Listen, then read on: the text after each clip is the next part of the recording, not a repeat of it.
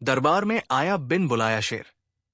सूरज अभी पूरी तरह निकला भी नहीं था कि शाही महल के मुख्य द्वार पर कोहराम मच गया। राजमहल के संतरी एक दूसरे को इशारे करते हुए भागते दिखे। सेवकों की सांसें फूली हुई थी और रसोई घर से लेकर अस्तबल तक अफरातफरी मच गई थी। राजा अकबर अपने निजी कक्ष में ध्यान कर रहे थे कि तभी एक घबराया हुआ सिपाही दौड़ता हुआ आया। महाराज, क्षमा करें, एक बहुत ही अजीब बात हुई है। क्या हुआ? अकबर ने गंभीर स्वर में पूछा। पीछे के बाग में एक शेर देखा गया है। असली शेर। कुछ पल सन्नाटा छा गया। फिर अकबर ने पूछा, क्या किसी को नुकसान हुआ? नहीं हुजूर, लेकिन वो महल के अंदर कैसे आया ये कोई नहीं समझ पा रहा है।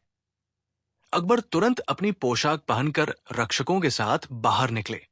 दरबार को आज के लिए बंद कर दिया गया। लेकिन अकबर के दिमाग में एक सवाल घर कर गया। राजधानी के सबसे सुरक्षित किले में शेर, और वो भी बिन बुलाए। अगले ही पहर बीरबल को बुलाया गया। वो जब दरबार में पहुंचे तो माहौल बिल्कुल बदला हुआ था। आमतौर पर जहां ठहाकों और बहसों की गूंज होती थी, वहां अब फुसफुसाहट और डर बैठा था। बीरबल, अकबर ने गहरी सांस लेते हुए कहा, क्या तुमने शेर देखा है? नहीं जहांपनाह, लेकिन आप कहें तो उसे बुला सकता हूं। बीरबल ने हल्की मुस्कान के साथ जवाब दिया। अकबर की आंखों में चमक आई। मजाक बाद में करना, यह बहुत गंभीर मामला है। बीरबल ने बारीकी से पूरी घटना की जानकारी ली। शेर को सबसे पहले बाग में देखा गया था।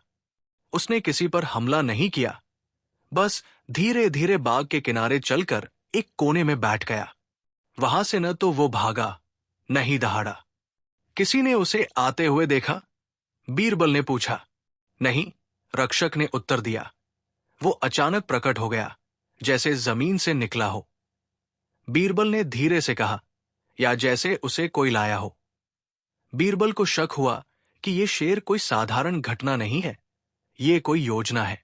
किसी ने जानबूझकर शेर को महल में लाया है, और वो भी तब जब राजधानी की सुरक्षा सबसे कड़ी है। उन्होंने तुरंत महल के पुराने नक्शे मंगवाए। बाग के पास एक पुराना बंद तहखाना था, जिसे कई वर्षों से खोला नहीं गया था। बीरबल ने सुझाव दिया कि तहखाने की जांच की जाए। रात के अंधेरे में जब महल सो रहा था, बीरबल 2 भरोसेमंद सैनिकों के साथ तहखाने में घुसे। वहां धूल, जाले और सन्नाटा था, लेकिन एक कोने में कुछ गीली मिट्टी जैसी चीज दिखी, ताजा खुदाई का निशान। तभी उन्हें एक छोटी सी खिड़की दिखाई दी, बाग की तरफ खुलती थी, और ठीक उसके नीचे शेर के पंजों के निशान। इसका मतलब कोई उसे अंदर लाया है। बीरबल बुदबुदाए। अगले दिन दरबार फिर लगा, लेकिन माहौल अजीब था।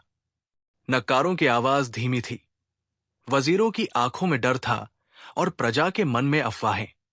कहीं ये कोई श्राप तो नहीं? एक बुजुर्ग दरबारी ने कहा। कहीं शेर खुदा का भेजा हुआ संदेश तो नहीं? किसी और ने जोड़ा।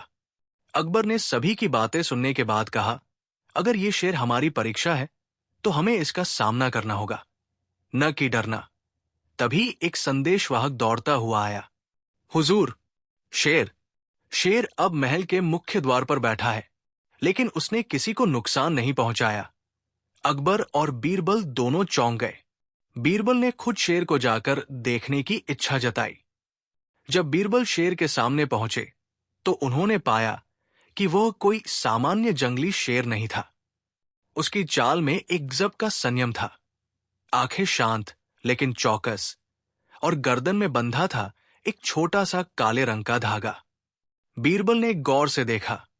धागे में बंधा था एक छोटा सा ताबीज, जिस पर कुछ लिखा था। उन्होंने तुरंत एक पंडित को बुलाया, जिसने पढ़कर बताया, जहां सत्य छिपा है वही राजा का भविष्य लिखा है। अब मामला और रहस्यमय हो गया। अकबर को एक बात याद आई। उनके पिता हुमायूं के समय एक भविष्यवाणी की गई थी कि एक दिन सिंह आएगा, जो निर्णय करेगा कि बादशाह कौन रहेगा।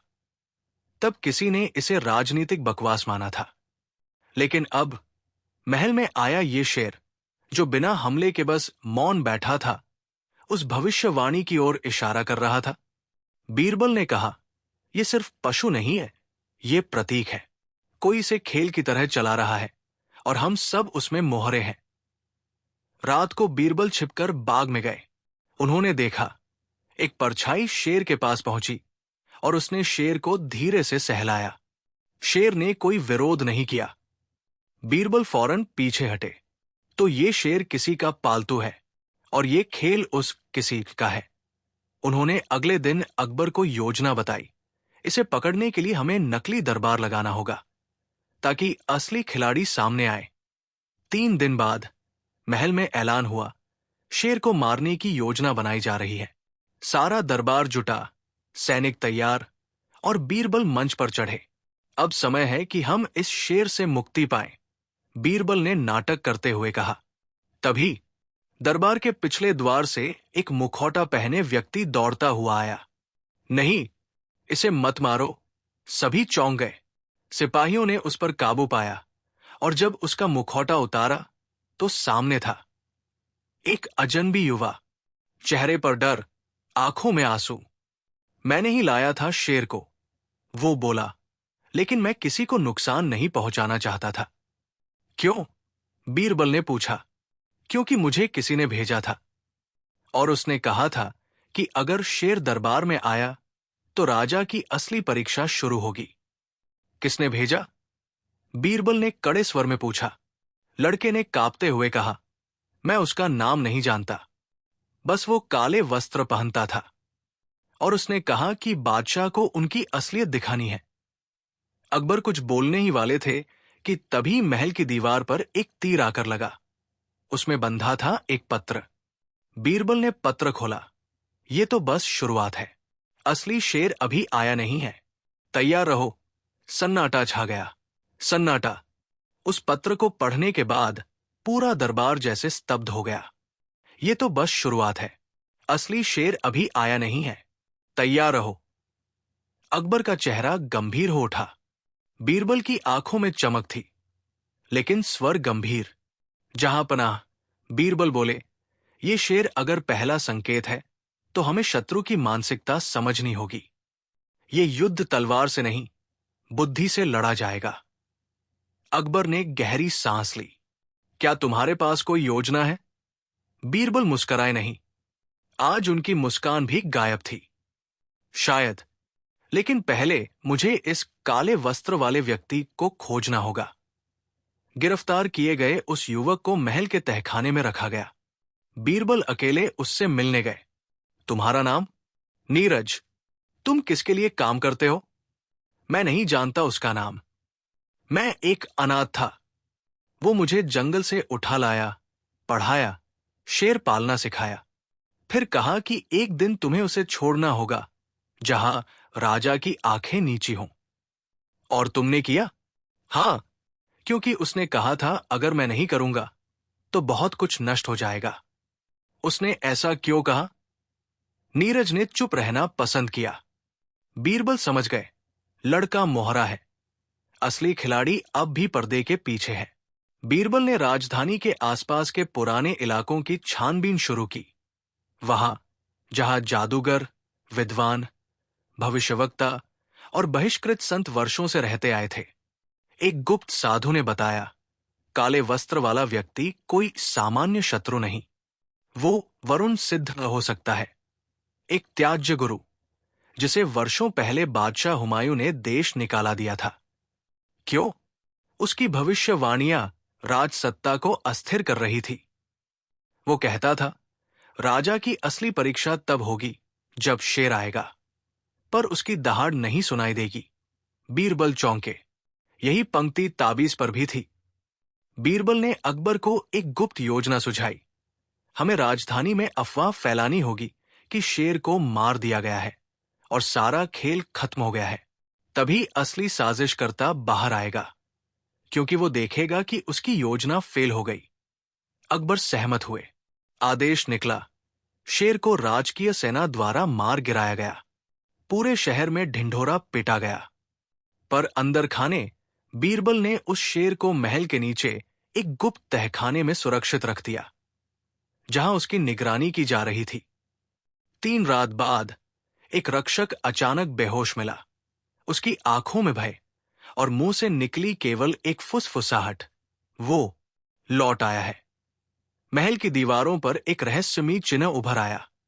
एक शेर की परछाई काले रंग से उकेरी गई।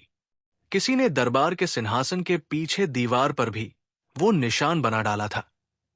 सुरक्षा के तमाम घेरों को चकमा देते हुए बीरबल अब समझ चुके थे, ये शत्रु शारीरिक रूप से नहीं, बल्कि मानसिक युद्ध में माहिर है। वो डर बोता है, भ्रम फैलाता है।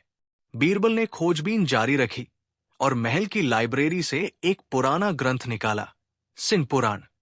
उसमें एक पंक्ति ने उन्हें सोचने पर मजबूर कर दिया। जहां सिंह मौन है, वहां सत्य की सबसे ऊंची आवाज छिपी होती है। बीरबल समझ गए, ये सब प्रतीक है। शेर, परछाई, ताबीज, चिन्ह, सबका कोई गूढ़ अर्थ है। उन्होंने फैसला किया, इस खेल को वही खेला जाएगा जहां उसका जन्म हुआ था। राजवंश की सबसे पुरानी भूमि सिन्हागढ़ दुर्ग, जहां अकबर के पूर्वजों का राज्य शुरू हुआ था। बीरबल, अकबर और गिने चुने सैनिकों के साथ सिंहगढ़ पहुंचे। वो किला अब खंडहर था, लेकिन वहां अब भी कुछ छिपा था। एक गुप्त सुरंग से वे अंदर पहुंचे। वहां दीवारों पर वही शेर की परछाई उकेरी गई थी, लेकिन इस बार उसके पास कुछ शब्द भी लिखे थे। जो स्वयं को राजा समझे, वही सबसे बड़ा राक्षस बनता है। अचानक बीरबल को एक छुपा दरवाजा मिला। उसके पीछे थी एक छोटी गुफा, और वहां बैठा था वही काले वस्त्र वाला व्यक्ति। उस व्यक्ति ने चेहरा खोला और बीरबल चौंक गए।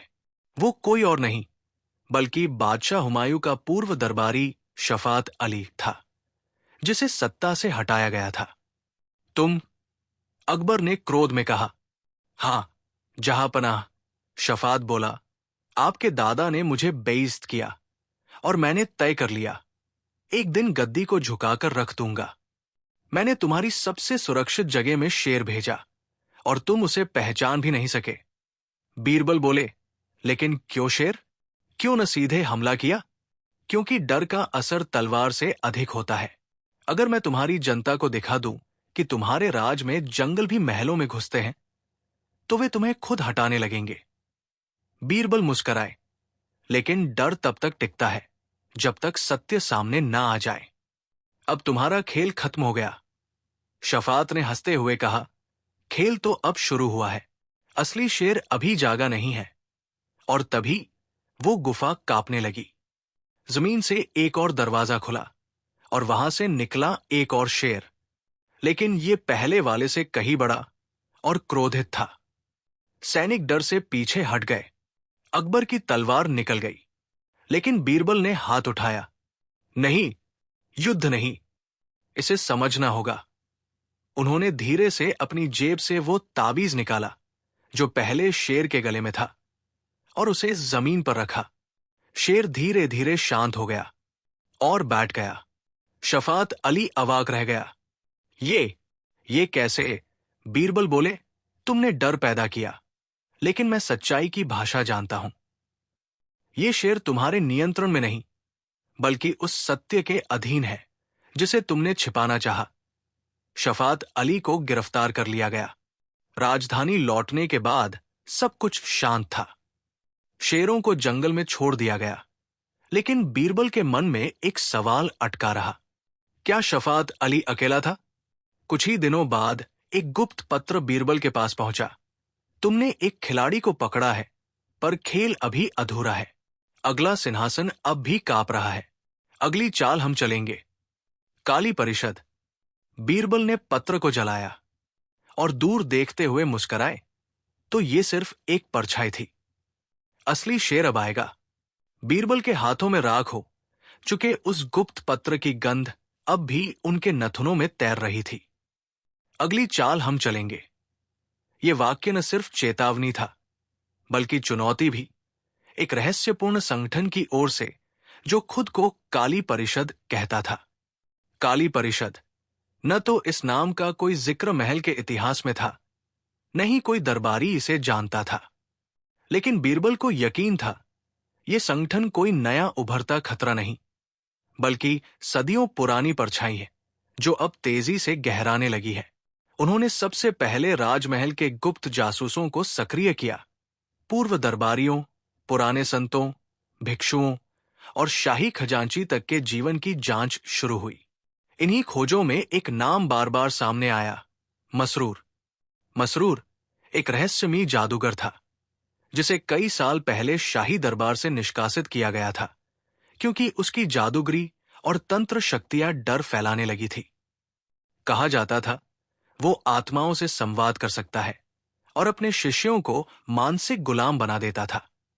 बीरबल ने तुरंत आदेश दिया, मसरूर को किसी भी कीमत पर ढूंढा जाए, मरा या जिंदा। 2 सप्ताह तक कोई खबर नहीं मिली। फिर अचानक महल की छत पर कदमों की आहट हुई। जब सैनिक पहुंचे, वहां मसरूर का एक शिष्य खड़ा था, आंखें लाल, हाथ में ताबीज और सिर पर काले धागों का मुकुट। उसने सिर्फ एक वाक्य कहा, मसरूर लौट रहा है और तुम्हारा सत्य झूठ से दबेगा। और फिर छत से कूदकर गायब हो गया। उसी रात अकबर को एक अजीब सपना आया। एक दरबार जहां सबके चेहरे काले नकाब में थे, जहां सिंहासन पर कोई और बैठा था और बीरबल पीछे जंजीरों में जकड़े हुए थे। अकबर उठे, पसीने में डूबे, लेकिन चेतन। बीरबल को बुलाओ। बीरबल पहुंचे। अकबर ने उन्हें सपना सुनाया। बीरबल चुपचाप सुनते रहे, फिर बोले, जहांपनाह, ये सिर्फ सपना नहीं, ये मानसिक आक्रमण है। वे अब हमारी चेतना में उतर रहे हैं। क्या मतलब? काली परिषद सिर्फ तंत्र से नहीं, विचारों से हमला करती है।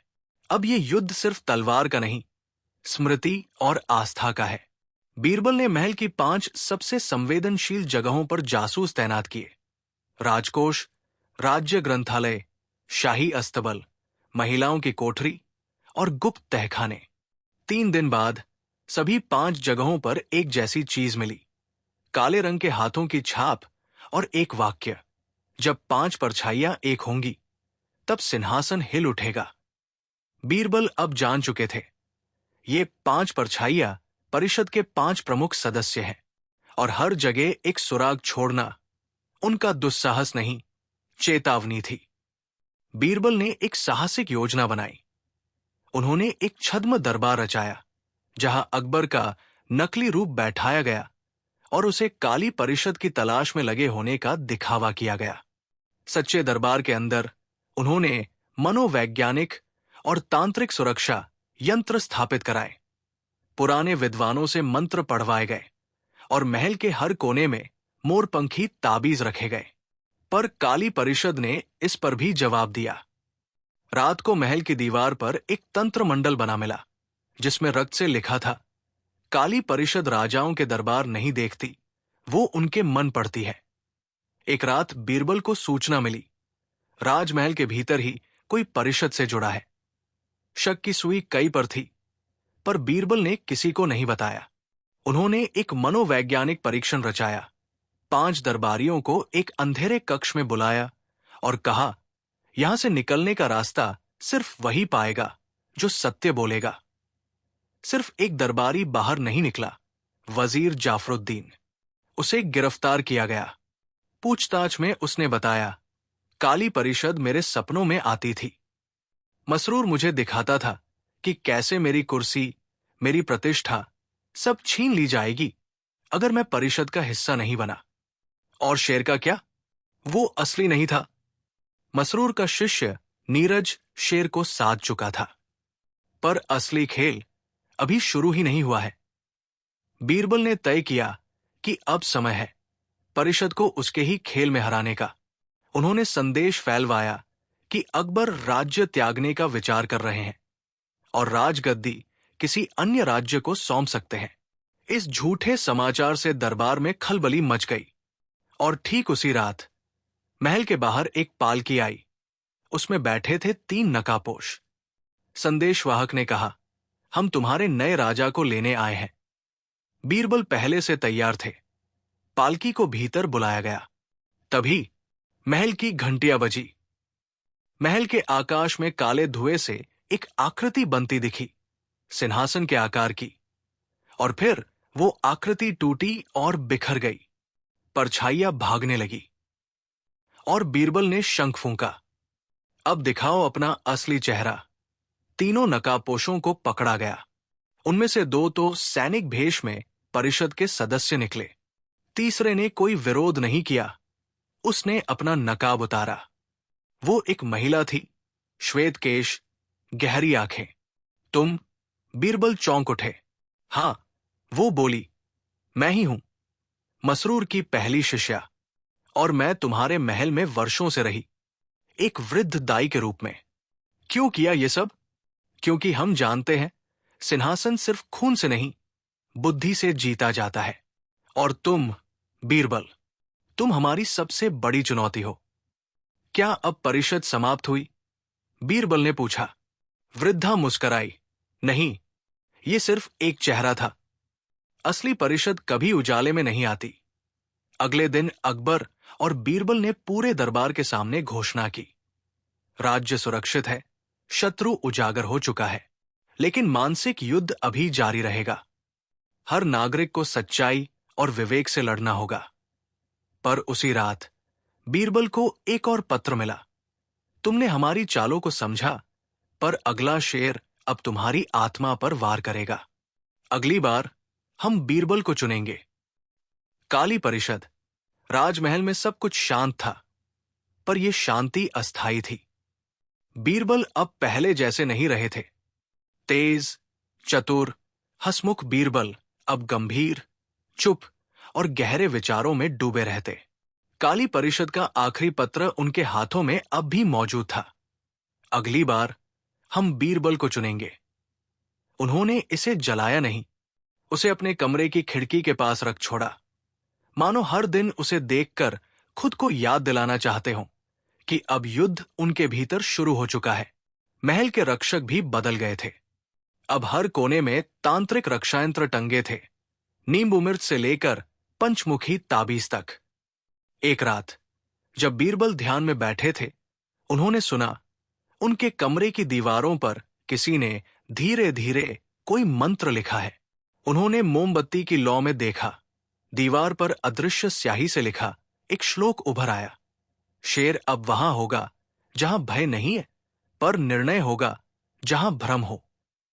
बीरबल ने महसूस किया कि कोई उनकी चेतना में घुसपैठ कर रहा है। उस रात बीरबल को अजीब सपना आया। वो एक अंधेरी गुफा में है। वहां एक गूंजती हुई आवाज बार बार कहती है, तुम अब खुद में बंद शेर हो, बाहर नहीं, अंदर देखो। अचानक उनके सामने एक शेर प्रकट होता है, विशाल, चमकदार आंखों वाला, शांत और स्थिर। वो उन्हें देखता है और बोलता है, हां, बोलता है, तुम क्या सोचते हो, मैं कौन हूं? बीरबल बोलते ही नहीं, बस देखते रह जाते हैं। शेर कहता है, जब सच में शेर आएगा, तब कोई दरवाजा नहीं बचेगा।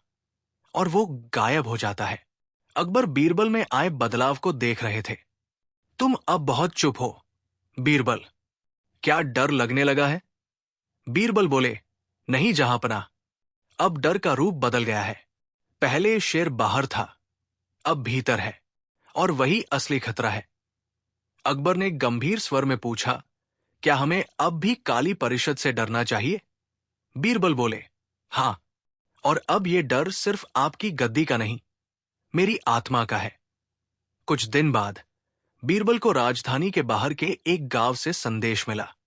गांव के लोगों ने दावा किया कि पास के पुराने जंगल से अजीब सी गूंज सुनाई दे रही है, मानो कोई दहाड़ रहा हो, पर वो दहाड़ शेर की नहीं, किसी मानव के गले से निकल रही हो। बीरबल ने अकेले वहां जाने का निश्चय किया। वो घोड़े पर निकले, अपने साथ सिर्फ एक मंत्रित तलवार और वो पत्र रखा जो कभी काली परिषद ने उन्हें भेजा था। जंगल में प्रवेश करते ही सब कुछ बदलने लगा। पेड़ अलग तरह से झुके हुए थे, पक्षियों की आवाज मानो उल्टी चल रही थी, और एक अजीब सी ऊर्जा पूरे वातावरण में घुली हुई थी। बीरबल ने एक सूनी चट्टान पर वही शेर देखा जो सपने में आया था। बिल्कुल वैसा ही। इस बार वो शेर चुपचाप उन्हें देख रहा था। बीरबल ने धीरे से पूछा, तू कौन है? शेर की आंखें गहरी हो गई। मैं वो हूं जो तुम बन सकते हो, अगर तुम भय के पार जाओ। बीरबल ने महसूस किया कि शेर उनका प्रतिबिंब है, उनका ही आंतरिक रूप। तभी पेड़ों के पीछे से हंसी की गूंज सुनाई दी, वही जिसे वो पहचानते थे, मसरूर की। मसरूर पेड़ों से निकलकर सामने आया, पर अब उसका रूप अलग था। उसके पीछे 5 और लोग खड़े थे, वही 5 परछाइयां जिनकी बात पहले हुई थी। मसरूर ने कहा, बीरबल, तुम अब तक हमारे लिए सबसे कठिन चुनौती थे, इसलिए अब हम तुम्हें ही चुनौती देंगे, अपने भीतर से। क्या मतलब?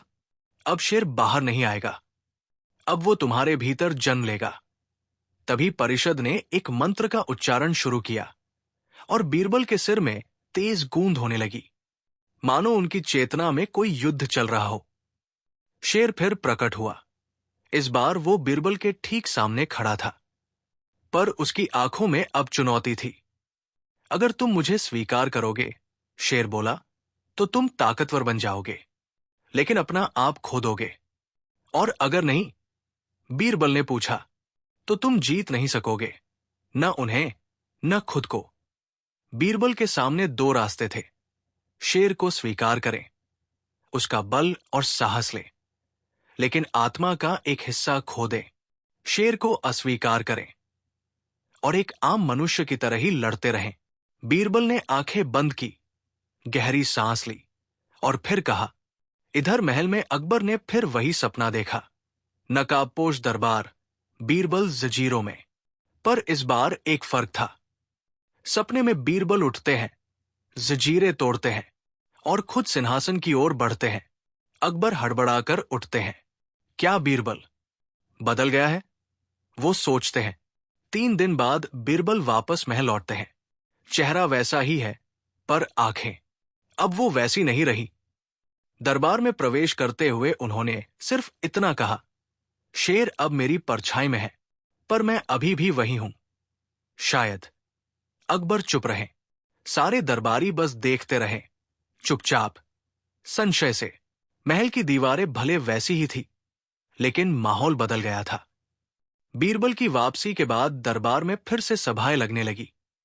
समस्याओं का समाधान भी हो रहा था, लेकिन सब कुछ थोड़ा अलग था। अब बीरबल हर बात का जवाब तुरंत नहीं देते थे। अब वो मुस्कुराते नहीं थे, बल्कि घूरते थे भीतर तक। उनकी आंखों में एक गहराई थी, मानो वो अब सब कुछ पहले से जान जाते हों। पहले बीरबल सलाह देते थे कि धैर्य रखिए, समय का इंतजार कीजिए या सत्य को उजागर कीजिए। अब वो कहते थे, जिसे सत्य कहते हो वो भी एक हथियार है। धैर्य मूर्खों की ढाल है, वीरों का हथियार नहीं। डरो मत, डराओ। दरबारियों ने महसूस किया, बीरबल बदले हैं। वो अब जवाब नहीं ढूंढते, फैसले थोपते हैं। अकबर चुपचाप देखते रहे, पर शक की एक लकीर उनके माथे पर हर रोज गहरी होती चली गई। रातों को बीरबल देर तक खिड़की पर बैठे रहते। कभी कभी उन्हें लगता उनके पीछे कोई है।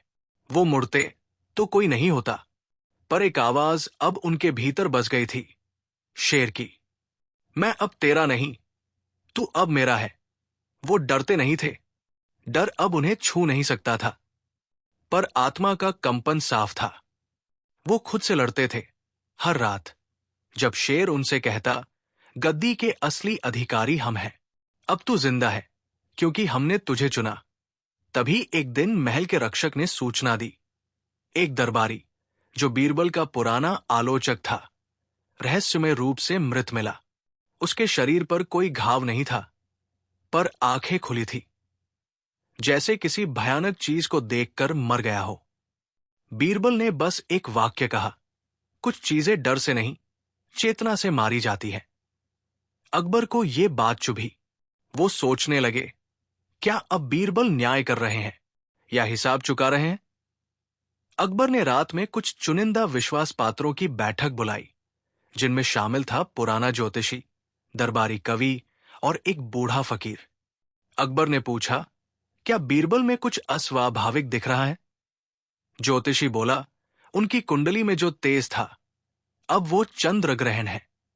फकीर बोला, बीरबल का मन अब उनके वश में नहीं, उन्हें किसी और शक्ति ने जकड़ लिया है। कवि चुप रहा, फिर धीरे से बोला, बीरबल अब बीरबल नहीं रहे, पर जो वे हैं वो भी हमें नहीं पता। एक रात बीरबल ने एक पुराना दर्पण उठाया जो कभी एक साधु ने उन्हें उपहार में दिया था। दर्पण में उन्होंने खुद को देखा, पर चेहरा उनका नहीं था। वो चेहरा वही शेर था जो जंगल में दिखा था। उन्होंने आंखें बंद की और उनके भीतर से दो आवाजें गूंजी, वापस लौट चलो, तू अब भी वही बीरबल है। नहीं, तू अब जागा है, तू वही है जो न्याय नहीं, निर्णय करता है। और उन्होंने दोनों आवाजों को चुप करा दिया। लेकिन कैसे, कोई नहीं जानता। बीरबल के बदले व्यवहार से काली परिषद भी घबरा गई। अब वे पत्र नहीं भेजते, अब वे स्वयं आने लगे। एक रात बीरबल के कमरे में एक महिला आई, काली साड़ी, लाल आंखें, माथे पर नाग का निशान। तुमने हमें धोखा दिया, उसने कहा। मैंने तुम्हें जिताया, बीरबल ने जवाब दिया। लेकिन अब तुम हमारे नहीं रहे।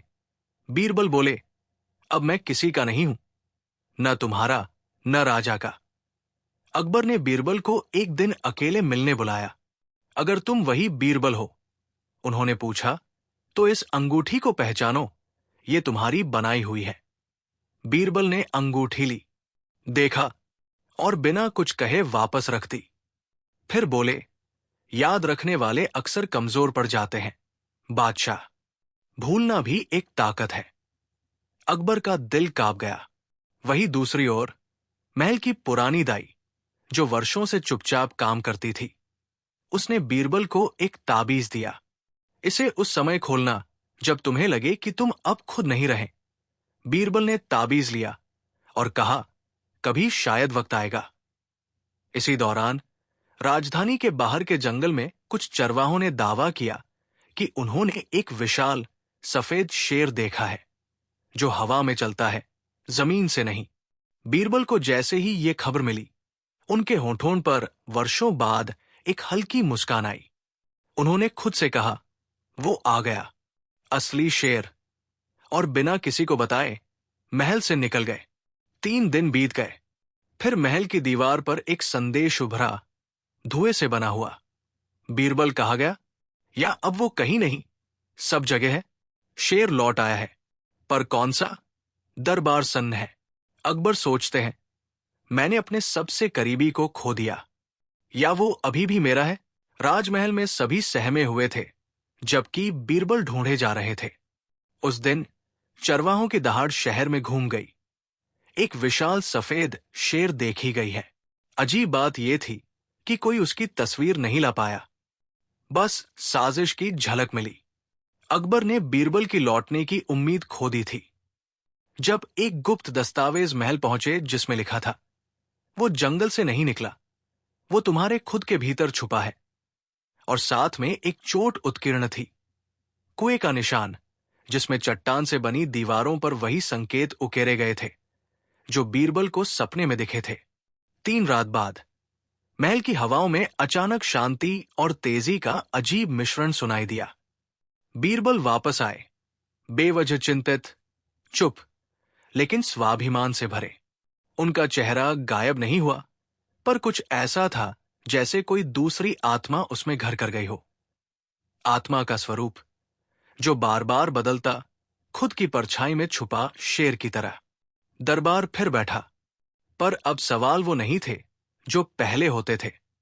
यहां पूछा गया, अब बीरबल कौन है, बुत या बुद्धि? क्या वो अब वही जिसे हम जानते थे? बीरबल उत्तर नहीं देते, बस देखते रहते। अकबर के पास एक पत्र आया, सफेद कागज पर काले स्याही से लिखी धारियां, शेर लौट आया है, अब सिर्फ फैसला बाकी है। और बीच में एक सफेद पंख चिपका हुआ था, शायद किसी शेर की पूंछ से जोड़ा गया। ये संदेश बीरबल की भाषा में था, और ये पत्र किसी मानव की हस्तलिपि में नहीं, बल्कि किसी जंगली चेतना की ताकत से लिखा गया लग रहा था। बीरबल दरबार में आए और मंत्रमुग्ध मुद्रा में खड़े हो गए। वो बार बार अपनी तलवार को देखते, फिर उसे घुमाते और उसे वापस बांध लेते। तीसरी बार जब तलवार निकाली गई तो उस पर वही शेर की छाया उकेरी हुई थी, सफेद फ्रेम पर काले रंग की परछाई। बीरबल ने बूंदों में कुछ लिखा, कोई मंत्र या संदेश नहीं, बल्कि डर चुका संकेत। बीरबल ने तलवार को जमीन पर रखकर बोला, मैं अब फैसला करूंगा। ये तलवार नहीं बोलेगी, मेरी आत्मा बोलेगी। उन्होंने खुद को उस कुर्सी पर बैठाया जहां अकबर अपने फैसले सुनते थे। तैयार रहें, उन्होंने कहा, क्योंकि अब फैसला नहीं, दृष्टि होगी, शेर की या मेरा। अकबर ने आंखों में चमक के साथ कहा, तुम पर भरोसा करता हूं, लेकिन शर्त क्या है? बीरबल ने बिना झिझक जवाब दिया, अगर मैं शेर को स्वीकार करता हूं तो मैं बीरबल नहीं रहूंगा। और वो रुक गए। बाहर सफेद शेर जंगल की छाया के बीच घूम रहा था। शहर की हवाएं पुलपुल करती है, खबरें फैलती है कि दिल्ली, आगरा, कहीं बीरबल की आत्मा और शेर की आत्मा मिला रहे हैं। महल में अब कोई मुस्कान नहीं बची। अकबर खुद निर्णय के बाद खोया सा बैठा है। काली स्याही की लकीरें दीवारों पर फिर उभर आई, लेकिन ये बार सफेद रंग से। शेर भीतर है, अब बाहर आओ। और साथ में एक कोड़ा, खून से लिखा संदेश, अब फैसला कर बीरबल। दरबार की सारी आंखें बीरबल पर टिकी थी। अकबर ने कहा, अगर अब बीरबल नहीं बोलेगा। बीरबल ने एक आंख से अकबर को देखा और फिर खुद को देखा। दिल्ली की हवाओं ने जगह जगह ये फुसफुसाहट फैलाई। सुबह सुबह ही राजधानी दिल्ली के गलियों में हलचल मच गई। खबरें फैली, आज बीरबल अपनी आत्मा का फैसला करेगा। महल की दीवारों पर काली और सफेद रंग की घड़ियां बनाई गई थी। संकेत थे उन विभेदों के जो इन रंगों की गहराई में छिपी आत्मा की विवेचना कर रहे थे। अकबर दरबार के बीच बैठे आखिरी संकेतों की प्रतीक्षा कर रहे थे। खामोशी के बीच बीरबल महफिल में आए। उनका कदम स्थिर, लेकिन दृश्य एकदम अस्थिर। लोग देखते रहे। उनकी हथेली में एक काला ताबीज और दूसरी में सफेद पंख। दो वस्तुएं, दो विकल्प।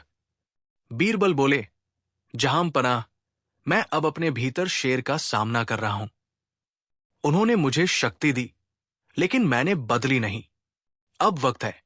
बहुत धीमी आवाज में उन्होंने आगे कहा, मैं फैसला करूंगा कि क्या उसे अपनाऊं या उसे पराजित करूं। अकबर ने पूछा, तुम्हारे पास इसका कोई प्रमाण है?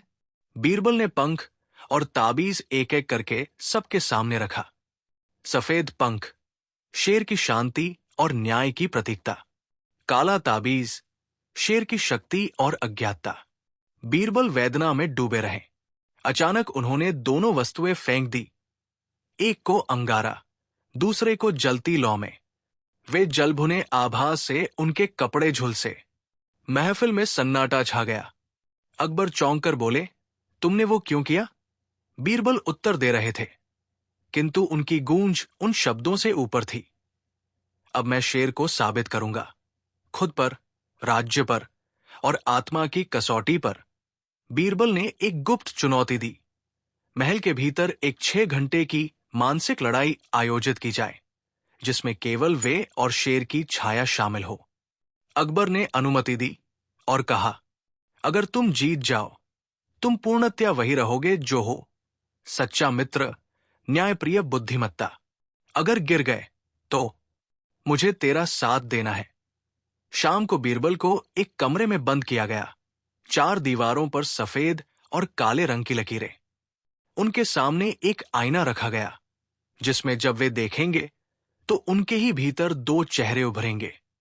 एक शांत, सोने जैसी चमक वाली आंखों वाला शांत शेर।